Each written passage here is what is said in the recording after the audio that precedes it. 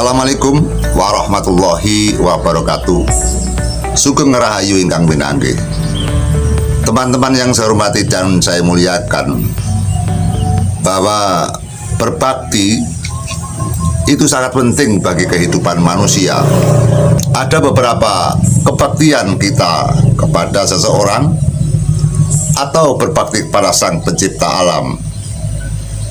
Karena kita hidup dihidupi Sang Pencipta yang disediani oleh adanya berbagai lapisan baik bumi dan sekitarnya. Berbakti kepada Sang Pencipta atau Tuhan Yang Maha Esa atau Allah Subhanahu wa Ta'ala merupakan kewajiban yang tidak dapat ditinggal, karena kita ini selalu dikendalikan oleh Sang Pencipta alam. Sehingga rasa terima kasih kita, tentu kita wajiblah untuk melaksanakan kebaktian bersujud kepada Sang Pencipta alam. Kemudian yang kedua, kita berbakti kepada orang tua kita, yang mana kita selalu dirawat dari kecil, bahkan di kandungan hingga kita dewasa. Bahkan kita punya anak atau mereka punya cucu, sama cucu pun mereka juga sayang dan setia. Betapa cinta kasih orang tua kepada kita, yang mana tidak hanya cinta kepada kita dan istri kita, mereka nenek-nenek kita, orang tua kita juga menyayangi kepada anak-anak kita. Tentu disinilah kita untuk hormat dan menghargai berbakti kepada orang tua. Cara berbakti kepada orang tua tergantung kepada manusia masing-masing. Tebal dan tipisnya setiap orang berbeda. Namun ada sosok manusia yang mereka enggan atau malas berbakti pada orang tua, mungkin karena lengah dan mereka lupa bahwa kita hidup ini tanpa orang tua kita tidak akan hidup. Kemudian berbakti kepada mertua. Banyak sekali orang-orang yang sadar bahwa mertua mereka tidak dihormati atau tidak ditanggapi ataupun tidak dihargai. Kita harus tahu bahwa kita nikah dengan istri atau perempuan itu dirawat dari bayi hingga dewasa atau remaja. Setelah remaja kita nikahi.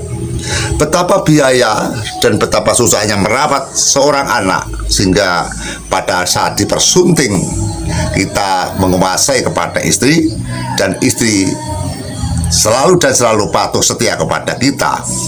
Tentu istri yang kita nikahi, mereka berbalik mencintai, menyayangi, dan berbakti kepada kita. Bahkan mereka tipis sekali berbakti kepada orang tua.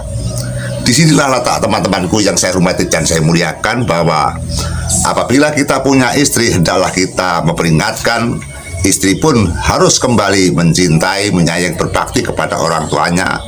Adapun kita sebagai menantu yang harus sebagai tokoh di depan yang mengelola rumah tangga, agar istri kita selalu cinta kepada orang tuanya, termasuk istri kita juga menghormati dan mencintai kepada orang tua kita. Sehingga posisi apabila kita menikah antara mertua dan orang tua kita sama-sama sederajat, karena kita tanpa istri kita tidak punya anak. Lazimnya orang hidup berumah tangga tentu bergandeng dan berpasang-pasangan. Sehingga kebaktian kita kepada mertua biasanya sangat tipis sekali. Kita sadar bahwa kita tanpa adanya mertua, maka kita tidak punya istri. Istri itulah yang mendampingi kita, baik suka dan tidak suka, baik bahagia atau tidak bahagia, kita bersama istri. Maka rasa terima kasih kita kepada istri, maka kita limpahkan, kita mencintai kepada mertua kita yang sederajat dengan orang tua kita. Dengan cara itulah maka rumah tangga ini akan diberkahi oleh Tuhan Yang Maha Esa atau Allah Subhanahu wa Ta'ala, akan dilancarkan berbagai rezeki, atau apa yang kita cita-citakan akan dikabulkan Sang Pencipta alam, karena berkahnya dari orang tua kita, istri kita, termasuk mertua kita. Sehingga betapa susahnya apabila mertua kita mengasuh, merawat, menyekolahkan, memelihara anaknya. Setelah mereka bisa bekerja, mereka kita nikahi, dan hasilnya istri kita yang makan adalah keluarga kita, termasuk anak kita dan kita ini.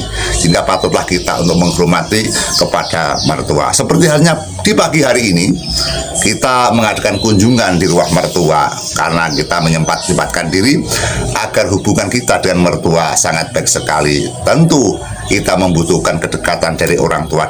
mertua kita juga membutuhkan cucu-cucunya, sehingga kita lah yang harus sadar mendatangi mertua kita apabila ada waktu, agar di antara orang tua istri dan orang tua kita sama-sama seimbang, sederajat, dan sama-sama dibutuhkan, dan sama-sama mereka menyenangi kepada kita. Sebaliknya kita juga menyayangi kepada mertua dan orang tua kita. Itu yang sangat penting sekali. Sehingga banyak kasus-kasus apabila kita sudah menikah, maka kita bermusuhan, kita tidak cocok dengan mertua, kadang-kadang kita bertabrakan dengan masalah dengan orang tua, mertua. Kasus-kasus yang ada di muka bumi ini, kasus rumah tangga yang kita memusuhi mertua, atau mungkin mertua yang memusuhi mantunya, itu semua karena kurangnya kesadaran yang tinggi.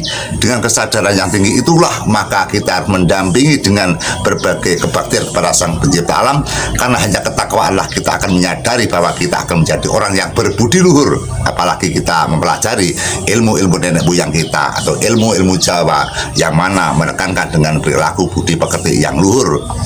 Kemudian kebaktian kita kepada saudara atau rekan atau tetangga kita itu sangat penting sekali, karena kita tidak bisa hidup dengan sendirinya.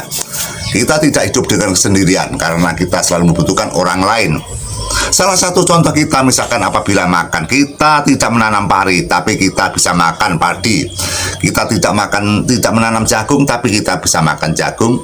Kita tidak menciptakan motor tapi kita juga bisa mengendari motor dan mobil. Itulah namanya manusia yang selalu membutuhkan kepada tangan-tangan orang lain. Kemudian yang terakhir, kita berbakti kepada pimpinan atau guru, bahwa kita wajibnya menghargai dan berbakti kepada guru atau pimpinannya, karena kita bisa pintar, kita menjadi seperti ini karena daripada yaitu bantuan dari guru. Dari TK hingga sarjana mungkin kita juga dipintarkan oleh perjuangan para guru. Kita menjadi pejabat, kita menjadi pintar juga perjuangan daripada sang guru kita, sehingga kita patuhlah kita menghormati kepada guru-guru kita, baik guru secara lahir dan guru secara batin. Itu yang sangat penting sekali. Dan masih banyak sekali kebaktian kita, termasuk berbakti kepada desa, berbakti kepada negara, dan yang lain-lain. Kebaktian itu sangat penting karena untuk bisa meratakan hati kita, agar hati kita menjadi orang-orang yang baik, orang-orang yang soleh, orang-orang yang mukmin. Maka banyaknya orang mukmin apabila di muka bumi ini banyak orang baik, maka terciptalah kedamaian dan ketentraman.